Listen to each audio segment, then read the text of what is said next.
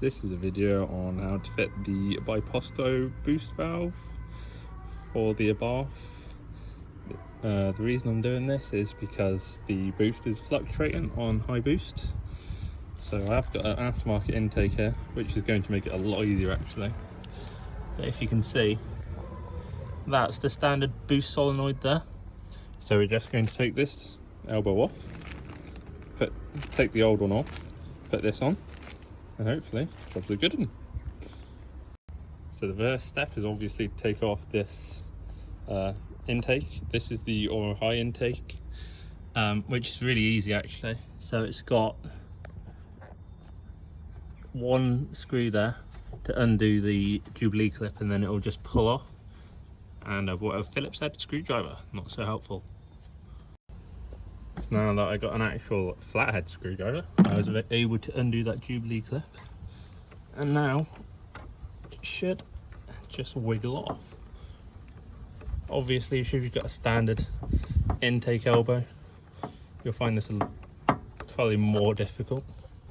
There we go. Now I'll just undo some of these once I've got two hands and get this out of the way. So I actually took the oil cooler, the oil return hose off, just so I could get this really out of the way. While you're here, you might as well check the inside of your intake. Just give it a bit of give the bearings a wiggle, see if it's all strong. Mine does have a little bit of oil in because I still have standard PCV. That's crap, get rid of that and get a catch can instead. But now you can see we have full access to the solenoid. So this is ridiculously easy to get off. You slide it from left to right. You might have to just give it a bit of a wiggle to actually get it to move. Oh, come on. There you go, I've got free now. It's as easy as that, just to kind of pull it off. So the next thing is we're going to remove the old boost lines and put them onto our new solenoid.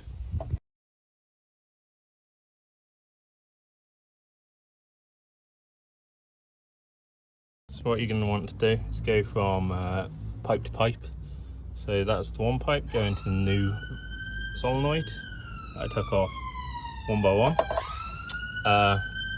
You don't have to use cable ties, it's your car, you do what you want, but I like cable ties. Other cable ties have been used on this car. It works.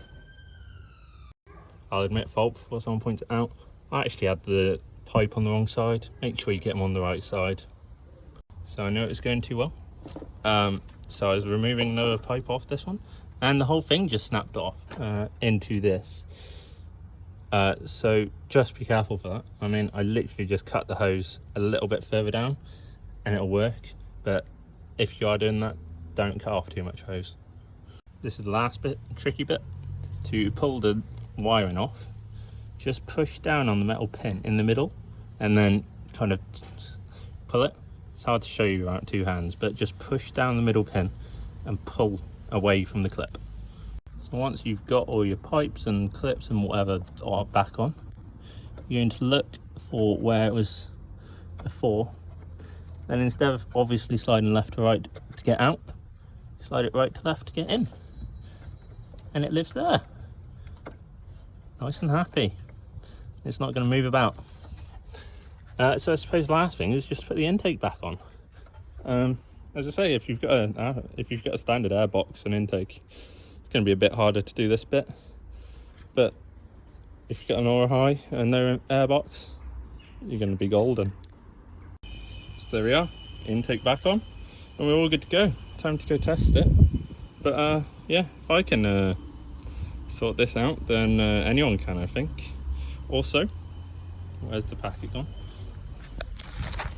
I got mine from Infused because it was cheapest and they came next day, so I'll put a link to them in the description.